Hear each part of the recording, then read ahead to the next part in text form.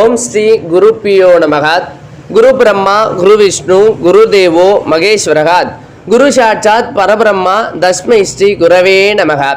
ஆன்மீக ரீதியாகவும் ஜோதிட ரீதியாகவும் இந்த 2026ஆம் ஆண்டு மிக முக்கியமான ஆண்டாக அமையப்போகிறது.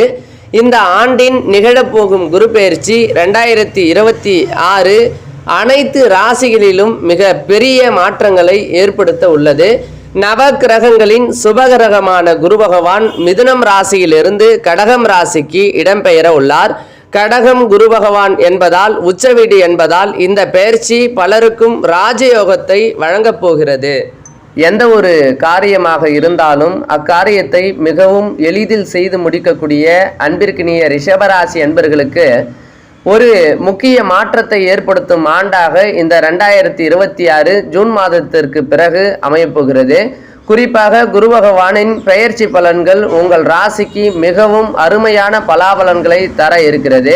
இந்த 2026 இந்த குரு பகவானாகப்பட்டது ஜூன் மாதம் 2ஆம் தேதி மிதுனம் ராசியிலிருந்து கடகம் ராசிக்கு, அதாகப்பட்டது உங்கள் ராசிக்கு 2ஆம் இடத்திலிருந்து 3ஆம் இடத்திற்கு பெயர்ச்சியாக போகிறார்.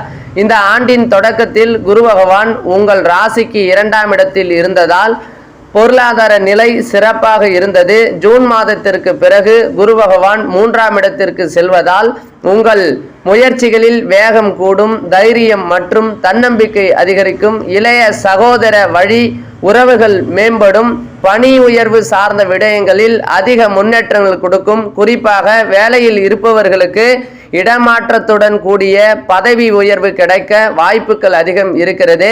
சொந்த தொழில் செய்பவர்களுக்கு புதிய கிளைகளை தொடங்கவோ அல்லது தொழிலை விரிவாக்கம் செய்யவோ திட்டமிடுவீர்கள்.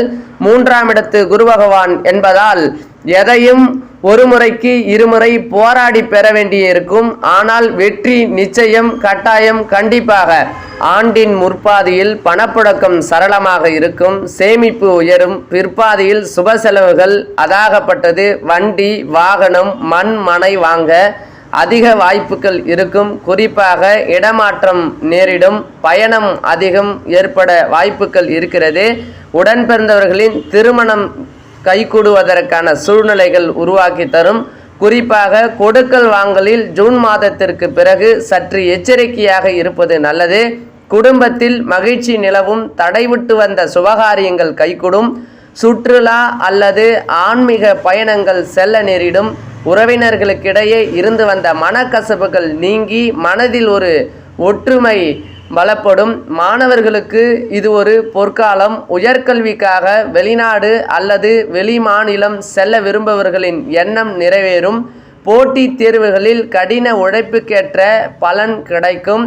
எளிதில் அவசரப்பட்டு முடிவெடுக்க வேண்டாம். பொறுமை வெற்றியை தரும். கழுத்து மற்றும் தோல் சம்பந்தமான சிறு சிறு உபாதைகள் வரக்கூடும். முறையான உடற்பயிற்சி அவசியம் வேண்டும்.